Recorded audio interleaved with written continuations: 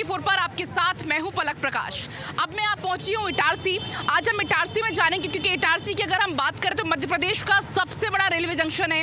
कृषि की वस्तुओं के लिए यहाँ पर खासा इंतजाम है। यहाँ पर इसके अलावा आपको बता दें जो बड़े महानगर हैं, 4 बड़े महानगर दिल्ली, मुंबई, चेन्नई, कोलकाता, यहाँ इन महानगरों को इटारसी रेलवे जंक्शन जोड़ता है। तो इटारसी अपने आप में कई असीम संभावनाएं समेटे हुए हैं, लेकिन पिछले पंचवर्षीय में जो वादे किए गए थे, क्या वो वादे पूरे हुए हैं, क्या नहीं हुए, और जनता ने अब क्या मन बनाया है, वो जानने के लिए आज इटारसी में इस वक्त हम मौजूद है। तमाम बीजेपी और कांग्रेस के नेता कार्यकर्ता यहाँ पर मौजूद, उनसे भी हम सवाल करेंगे कि उन्होंने जो वादे किए थे जनता को उनसे क्या मिला, कितना बाकी, और आने वाले समय में अब क्या कुछ मुद्दे होने वाले चुनाव को लेकर। बीजेपी से मेरे साथ मौजूद हैं जोगिंदर सिंह जी, बहुत बहुत स्वागत है आपका भारत 24 पर। साथ ही कांग्रेस से मयूर जायसवाल जी मौजूद हैं भारत 24 पर, बहुत बहुत स्वागत है सर आपका। अगर आपसे मैं शुरुआत करना चाहूँ, किन मुद्दों को लेकर बीजेपी इस बार जनता के बीच में जा रही है और इस बार आपको क्या लग रहा है कि भारतीय जनता पार्टी निरंतर जनहित में कार्य करती आ रही है। माननीय प्रधानमंत्री श्री नरेंद्र मोदी जी के नेतृत्व में, माननीय मुख्यमंत्री श्री शिवराज सिंह चौहान जी के नेतृत्व में जन कल्याणी योजनाओं को लेकर हम जमीन पे आए हैं और भारतीय जनता पार्टी की निश्चित ही मध्य प्रदेश में सरकार बनने जा रही है। इसमें कोई दो राय नहीं, क्योंकि हमने मोदी जी के नेतृत्व में, शिवराज सिंह चौहान जी के नेतृत्व में अनेक विकास कार्य किए हुए हैंगे और वो सब जनता को सब दिख रहेंगे, जनता को सब दिख रहेंगे। हमारे पास जो मैनिफेस्टो आता है, जिसमें भी हमने भी जो भी वचन पत्र किए हैं, जो भी हमने जनता से वादे किए हैं, वो 100% पूरे किए हुए हैं। ये जनता भी, इनका कहना है जनता से जो हमने वादे किए थे वो हमने पूरे किए और इस बार भी जनता हमें पसंद करेगी। सबसे पहले तो यहाँ स्वास्थ्य की क्या सुविधा है। पिछले 18-20 साल से यहाँ भाजपा की सरकार है। यहाँ विधायक पिछले 30 साल से भाजपा के हैं।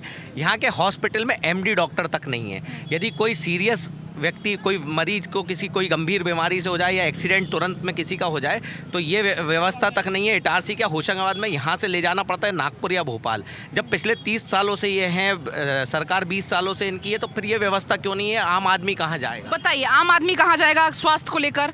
या वो भोपाल भागे या नागपुर भागे? बिल्कुल सही बात है, पर 60 सालों से स्थिति क्या थी और आज क्या स्थिति है। इटारसी के जो अस्पताल थे वो कवेलू वाले अस्पताल थे, अब अच्छी बिल्डिंगें बन गई हैं। लेकिन अभी भी तो नहीं मिला ना, अभी भी भागना पड़ रहा है। बहुत अधिकांश डॉक्टर आ गए हैं। कोरोना काल में हमारे डॉक्टरों ने जो मेहनत करी है, इटारसी के नागरिक जानते हैं कि इटारसी का हॉस्पिटल कितना अच्छा है, कि कोरोना काल में ये भी तो इटारसी में ही रहते हैं, ये भी नागरिक इटारसी के हैं। विपक्ष के हैं वो, हाँ। इसलिए वो विपक्ष की बात करेंगे।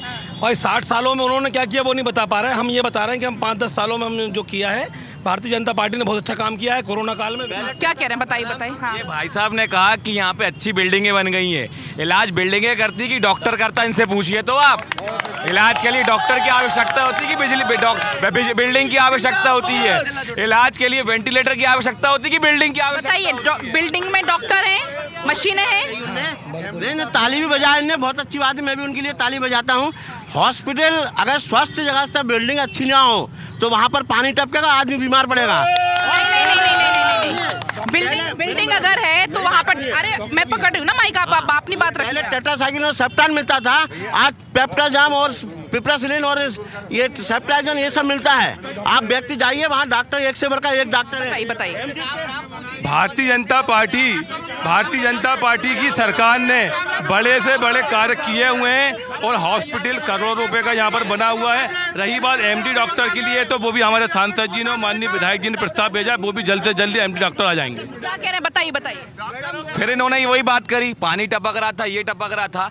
मैं इनसे फिर वही बात, ये मुद्दे को भटकाने की बात क्यों करते हैं? मैं इनसे पूछ रहा हूँ, ये बोल रहा है हमने बिल्डिंग बना दी। क्या बोल रहे हैं? मैडम, नोटबंदी में जो हमारे शहर के लोग लाइनों में लगे और काफी लोग जो मर गए, और उसके बाद उन्होंने जो नोटबंदी करी उसका परिणाम क्या निकला?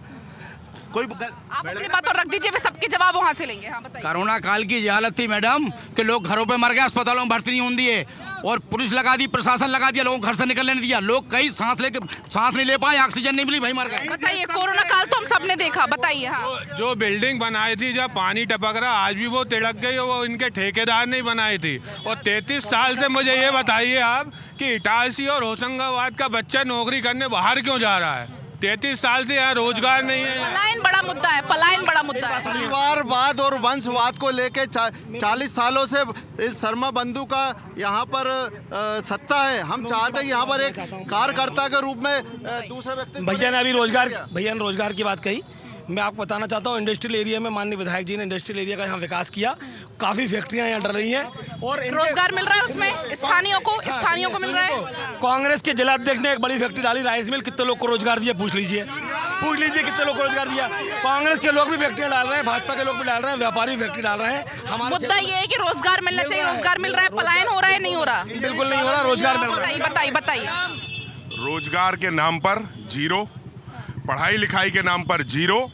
विधानसभा में ना तो युवाओं के लिए कुछ मिला, ना मेडिकल सुविधाएं मिली और ना ही किसी को रोजगार मिला, ना पढ़ाई के लिए यहाँ पर कोई भी अच्छी व्यवस्था है। मैडम ये जो बात कर रहे हैं रोजगार की, पहली चीज वो विधानसभा है चुनी मालवा जहाँ की ये बात कर रहे हैं। दूसरी चीज कि वहाँ जो रोजगार मिला वो बड़े बड़े उद्योगपतियों को मिला, किसी आम व्यक्ति को रोजगार नहीं मिला। कांग्रेस ने यहाँ पर एसपीएम होशंगाबाद में एसपीएम दिया, इटारसी में ऑर्डिनेंस फैक्ट्री दी, जो किसानों की आज जो अच्छी हालत है इस क्षेत्र में, वो तवा डैम जो दिया वो कांग्रेस ने दिया। मैं तो इनसे एक बड़ा उद्योग बता दीजिए कोई ऐसा जिससे आप बता दीजिए। इनके उद्योग के लिए और जो रोजगार के लिए, इनके दोनों का जवाब देता हूँ। जो इंडस्ट्रियल एरिया कीरतपुर में लगी हुई हैं, वहाँ पर रोजगारों में ये युवाओं ने आवेदन दिए माननीय मुख्यमंत्री स्वराज योजना के तहत, उन्हें लोन मिला है, उन लोन के माध्यम से वहाँ पर फैक्ट्री खुली है और वहाँ पर आवेदन भी है। गरीब आदमी का बता दो, एक आध गरीब आदमी का नाम बता दो। बड़े क्या करें? वो प्राइवेट है, कंपनियां इंडस्ट्रियल एरिया प्राइवेट है, किसी सरकार ने नहीं दी आपकी भाजपा की। बिना रिफाइनरी यूनिट लगी। इनसे पूछो, सरकारी स्कूल गिर रहे हैं और एसडीएम साहब ने 4 स्कूल तोड़ने का आदेश दे दिए।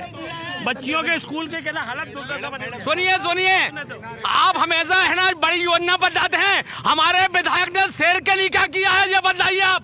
35 साल में बताइए शहर को क्या मिला है विधायक ने? शहर के लिए माननीय विधायक जी ने विकास कार्य करे हैं। अटल पार्क देख लो, इटारसी ऑडिटोरियम देख लो, सब्जी मंडी देख लो, इटारसी कच्ची दुकानें पक्की देख लो और साथ में गुंडा राज। अटल पार्क की बात कर रहे हैं तो अटल पार्क गिरजा शंकर शर्मा, अटल पार्क जो है वो गिरजा शंकर शर्मा जी की देन है, जो कांग्रेस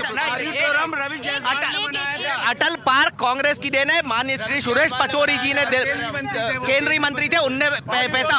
ऑडिटोरियम आप देख लीजिए किसने, ये सब झूठी बात है। बताइए क्या कह रहे हैं, बताइए। बेरोजगारी इतनी हो गई है कि लोग मतलब कुछ रोजगार नहीं है और महंगाई इतनी हो गई है कि आदमी। आप कहाँ लोकल रहते हैं? हाँ, यही लोकल रहता हूँ। मैडम नहीं, पहले आम आदमी को सुनना जरूरी है। जो वादा किया था प्रधानमंत्री ने, बीजेपी के प्रधानमंत्री ने जो वादा किया था 2 करोड़ को साल में रोजगार, 2 करोड़ सरकारी नौकरी और किसानों की आय दुगनी, देखो कितना बुरा हाल है। इस बार आपका मूड क्या है? इस बार हम लोग निर्दलीय को जिताएंगे। आपका क्या? बताइए। आप ये बताइए कि 2 लाख लोग आउटसोर्स वाले हैं, 2 लाख लोग बेरोजगार, आउटसोर्स में बेरोजगारी से यानी अपना शोषण हो रहा है। 10,000 रुपए में शिवराज जी काम कराते हैं, जबकि एक मिस्त्री की पेमेंट 700 रुपए, हेल्पर की 500 और पढ़े लिखे इंजीनियरों की जो है पेमेंट 10,000, और 10,000 में भी वो 1500 का पेट्रोल। आप बताइए, आपका मन क्या है इस बार? कांग्रेस। अच्छा, कांग्रेस क्यों? कांग्रेस विकास। अच्छा, आप बताइए। भाजपा ही आएगी। पिछले मुख्यमंत्री कौन बनेगा? लेकिन मुख्यमंत्री शिवराज सिंह चौहान ही बनेंगे हमारे। अच्छा, सीएम ने भी कहा फेस क्लियर। आपने शिक्षा की बात करी, रोजगार की बात करी, तो स्किल डेवलपमेंट प्लान चल रहे हैं। स्किल डेवलपमेंट जितने भी चल रहे हैं, प्रधानमंत्री जी ने स्किल डेवलपमेंट के सारी योजनाएं जो हैं वो चल रही हैं। धरती पे भी हैं, ब्राइट एकेडमी में जो बच्चे गरीब हैं उन लोगों के लिए कंप्यूटर सेंटर में। बताइए। हम जो है यहाँ पर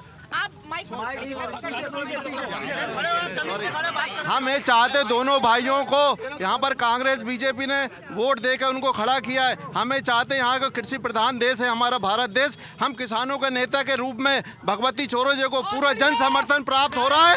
यहाँ विजय आप बताइए। हाँ, तो क्या है कि प्रधानमंत्री श्री नरेंद्र मोदी जी के नेतृत्व में, श्री शिवराज सिंह चौहान जी के नेतृत्व में 150 पार भारतीय जनता पार्टी सरकार बनाने जा रही, क्योंकि भारतीय जनता पार्टी ने, हमारे विधायक जी ने यहाँ काम किया है।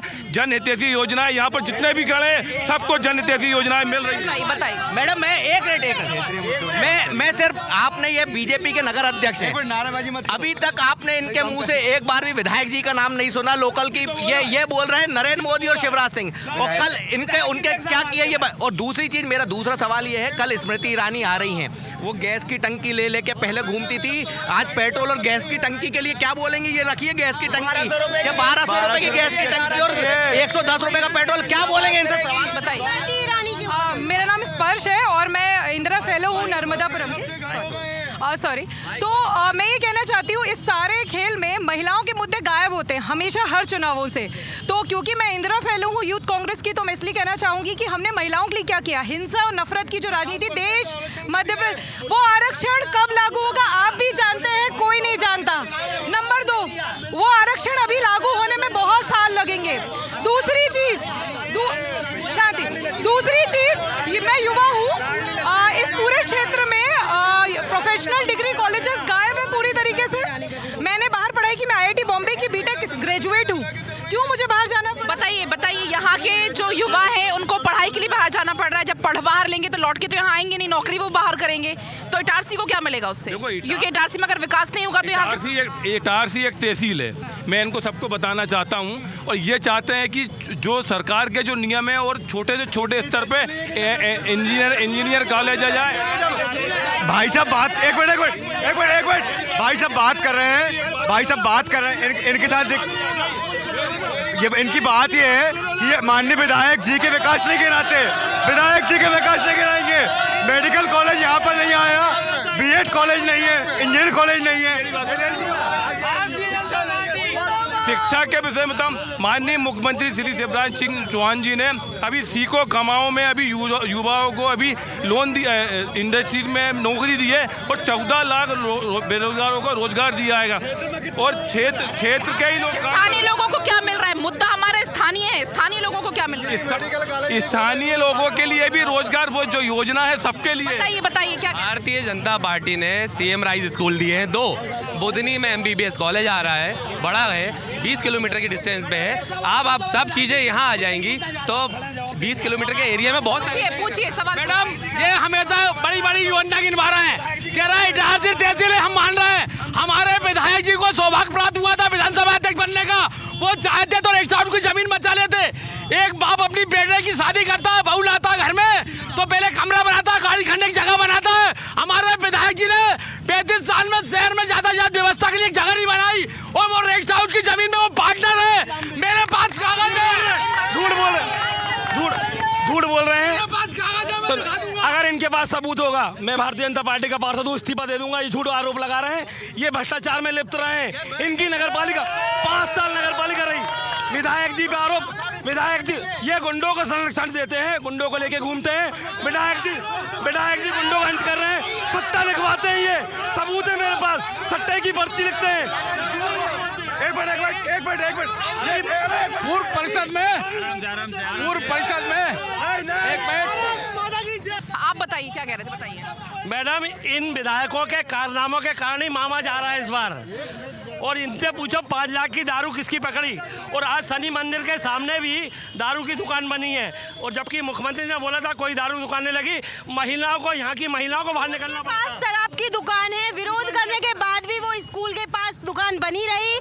दूसरा, आपने महिलाओं की बात करते हैं, आपने क्या किया महिलाओं के लिए, बताइए क्या किया? 1200 रुपए में लाडली बहना चलाई, क्या 1200 रुपए में सिलेंडर आता है सिलेंडर आपका? क्योंकि उनका शराब की बिक्री को लेकर सवाल था। भाई स्कूलों के पास शराब की बिक्री हो गई है। मैं बिल्कुल सही बोल, इटारसी में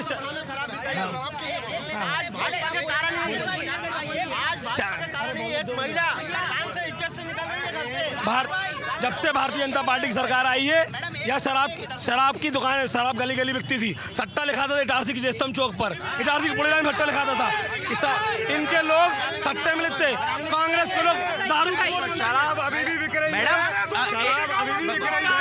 शराब बेचने वाले माननीय विधायक जी के करीबी हैं, जिन पे 34(2) की कार्रवाई होती है वो जेल जाते हैं। वो कौन लोग हैं जो जेल गया 34(2) में? इनसे नाम पूछ लो। नगर पालिका परिषद इटारसी में मैं पार्षद हूँ। वार्ड क्रमांक 14 में सोना सावरी नाके पर स्थित कंपोजिट देसी शराब दुकान है, जिसको हटाने के लिए चरणबद्ध आंदोलन किए गए हमारे द्वारा। 2 स्कूल हैं, 2 बड़े आस्था के केंद्र, वहाँ पर मंदिर है। वित्त मंत्री और आबकारी मंत्री आदरणीय जगदीश देवड़ा जी को पिछली बार 3 बार लिखित में शिकायत देने के बाद माननीय विधायक जी को आवेदन दिया गया कि वहाँ पे बच्चे क्यों सुनवाई नहीं हो रही? सुनवाई क्यों नहीं हो रही? इनकी बात का जवाब देना चाहता हूँ। गुंडागर्दी उसे कहते हैं जो शराब बिकवार है, गुंडागर्दी उसे कहते हैं जो बलात्कार करते हैं, गुंडागर्दी उसे कहते हैं जो चोरियां करते हैं, गुंडागर्दी उसे कहते हैं जो जस्ता में खट्टा लिखते हैं। हमारी माताएं बहनें भारतीय जनता पार्टी कार्यकाल में सुरक्षित हैं, कोई गुंडागर्दी नहीं है। गुंडागर्दी करने के लिए कांग्रेस चुनाव लड़ रही है। अच्छा, इससे उठकर अगर सुनिए, इससे उठकर अगर विकास के बातों पर हम बहस करें ज्यादा अच्छा होगा, मुझे लगता है। हाँ। मैडम, कोरोना काल में दारुओं की दुकान खोली गई थी, किराने की दुकान नहीं खोली गई थी। लोग भूखे मर रहे थे और दारुओं की दुकान में भीड़ लगी थी। यही भारतीय जनता पार्टी की सरकार ने दुकानें खुलवाई। ठीक है। जरा मैं कुछ और भी लोगों से यहाँ बात कर लूँ, जरा और लोगों से यहाँ बात कर लें। हाँ, बताइए, क्या इस बार आप क्या चाहते हैं, किसकी सरकार बने? सरकार किसी की बने मैम, लेकिन प्रधानमंत्री आवास का जो 5-5 हज़ार रुपये जमा करवाया था नगर पालिका ने, वो 2017 से अभी तक नहीं मिला है। प्रधानमंत्री आवास वाला? हाँ, नगर पालिका ने कहा था हम बना के देंगे। बिहार में सरकार बीजेपी की है, यूपी में बीजेपी की है, वहाँ दारू बंद है, तो मामा यहाँ दारू बंद क्यों नहीं कर रहे? बिहार में कहाँ बीजेपी की सरकार है? पहले तो बीजेपी की थी ना, अभी नहीं है। लेकिन जब दारू बंद क्यों नहीं हुई? यूपी में योगी की है, बंद क्यों नहीं हुई? और इसके बाद स्मृति ईरानी जी यहाँ आ रही हैं। जब मनमोहन की सरकार थी तो टंकी के ऊपर चढ़ जाती थी, और आज महंगाई कहाँ जा रही है? अब वो चूड़ी भी बताइए। शांति से मैं एक बात का जवाब देता हूँ। गुंडागर्दी पे इन लोगों ने जो बोला है, 18 साल से भाजपा की सरकार, 35 साल से विधायक भाजपा का यहाँ पे, अगर आप इसके बाद भी अगर गुंडागर्दी नहीं रोक पा रहे तो आपको यहाँ रहने का कोई अधिकार नहीं है। बताइए, आप लोकल रहते हैं? हाँ जी, हम लोग। माइक नहीं पकड़ेगा कोई, मैं खुद से बात कर रही हूँ। हाँ, बताइए। किसान है, हाँ। हम खेती करते हैं। हम लोगों को आधी रात को बिजली मिलती है, 11:30 बजे रात को बिजली आती खेत में। खाद पानी? खाद DAP अभी बोनी करना, DAP बाजार में नहीं मिल रहा। 1400 से 1800 रुपए में DAP खरीदता है यहाँ का किसान, ब्लैक में। काला बाजारी हो रही है। आप क्या कह रहे हो? मैं ये कह रहा हूँ, मैं किसान हूँ। सबको सुन लो, एक आपको सुना, अब इनको सुनूंगी। हाँ। प्रधान सम्मान निधि मेरी पत्नी के नाम से जमीन थी और मेरे नाम से जमीन थी, तो 2-3 किस्त मेरी पत्नी के नाम पे आई है, उसके बाद काट दिया। फोन करा सिस्टम में, बोले एक परिवार को मिलेगा, एक जिंदा रहो एक मरो। ये सरकार की नीति है। ये कहाँ करने है? बताइए। जी मैडम, जनता में पूरी तरीके से परिवर्तन की लहर है। आम जनता इनकी नीतियों से, भ्रष्ट नीतियों से परेशान है। ठीक है, चलो अब जरा कुछ और लोगों से जरा मैं बात कर लूँ। चलिए, मैं यहाँ पे आ रही हूँ, पीछे मैं यहाँ आ रही हूँ। मैं किसानों से बात कर रही थी। उनका कहना है कि भाई जो खाद पानी है, यूरिया, उसकी काला बाजारी हो रही है। बीजेपी की तरफ से उसको लेकर क्या किया जा रहा है? क्योंकि किसान बहुत बड़ा हिस्सा यहाँ से है। देखो, ये जो पूरा क्षेत्र है किसानों के से संपन्न है। माननीय प्रधानमंत्री जी ने और नरेंद्र मोदी जी ने किसान सम्मान निधि हर परिवार में पहुंच रही है। माननीय श्री शिवराज सिंह चौहान जी की किसान सम्मान निधि प्रधानमंत्री जी को। रही बात यूरिया की, यूरिया भी पर्याप्त मिल रहा है। वो कह रहे हैं कि भाई हमें चक्कर लगाने पड़ते हैं, काला बाजारी हो रही है। ये जो आप, वो किसान थे, आम जनता थी। आम जनता तो खैर ऐसा नहीं बोल सकती, क्योंकि आम जनता ही थी वो। हाँ। यूरिया है, पर्याप्त है, DAP पर्याप्त है, किसानों को मिल रहा है, बुआई हो रही है। बताइए। DAP की हालत बहुत गंभीर है, किसान लाइन में लग रहा है, और आने वाले टाइम में DAP की हालत और गंभीर होगी। बिजली नहीं मिल रही है, क्या करेंगे? नहर का पानी का बिजली नहीं मिल रही है। बताइए, DAP कहाँ है भैया? DAP बताओ, किसान को टेल पे पानी मिलता है क्या? 11 बजे रात को बिजली आती है, कौन जाएगा? और अन्नदाता इतना परेशान है, तो कैसे काम चलेगा? देखो, ये जो बिजली की बात कर रहे हैं, हम तो पिछले शासनकाल में जाए, जो कांग्रेस का शासनकाल था, उस शासनकाल में, अभी का बताइए, अभी के शासनकाल में जाए तो 24 घंटे लाइट गोल होती थी। माननीय श्री शिवराज सिंह चौहान जी के नेतृत्व में लाइट पर्याप्त मिल रही हैगी, और पर्याप्त यूरिया मिल रही है, पर्याप्त लाइट मिल रही है। बताइए। मैडम, ये पिछले 20 साल की बात करें ना, इनका जो अभी 20 साल से इनका लगातार ये है, ना बिजली मिल रही है किसानों को, ना ठीक से DAP मिल रही है, ना यूरिया मिल रही है। और आपने अभी सुना होगा, हम तो चलो मान लिया कि हम पार्टी, जो आम किसान बोल रहे हैं, ये तो आप खुद देख रही हैं कि किसानों को नहीं मिल मिल पा रहा है, उसके बाद भी ये बात घुमाने के अलावा किसान 11 बजे रात को पानी देने जा रही है। ये बीजेपी के लोग जाएंगे क्या खेत में? 7 बजे आ जाएगी, वो भी कोई गारंटी नहीं कि 11 बजे आ जाएगी। लाइट भी कोई गारंटी नहीं कि 11 बजे। मैं बोलूँगा मैडम, बेरोजगारी बहुत चरम सीमा पर है और रोजगार के लिए सरकार कुछ नहीं कर रही है। व्यापम और पटवारी एग्जाम में जैसे जो धांधलाई हुई है उसकी जांच होनी चाहिए। बताइए बताइए। मैडम, भाई भाई के चक्कर में परिवारवाद में, जैसे कांग्रेस का परिवारवाद है, जैसे होशंगाबाद जिले में शर्मा परिवारवाद है, लेकिन पहले धोती गुलाम हुई, पजामा गुलाम हुआ, सफारी सूट गुलाम हुआ और पैंट शर्ट गुलाम हुआ। अब जीन्स गुलाम नहीं होगी इनकी। सुनिए, अब लास्ट वक्त की कमी है, थोड़ा विकास की बातें कर ली जाए। ये वाद विवाद और ये बयानबाजी से कुछ नहीं होने वाला है। आने वाले समय में अगर कांग्रेस को मौका मिलेगा तो कांग्रेस से जनता को क्या मिलेगा?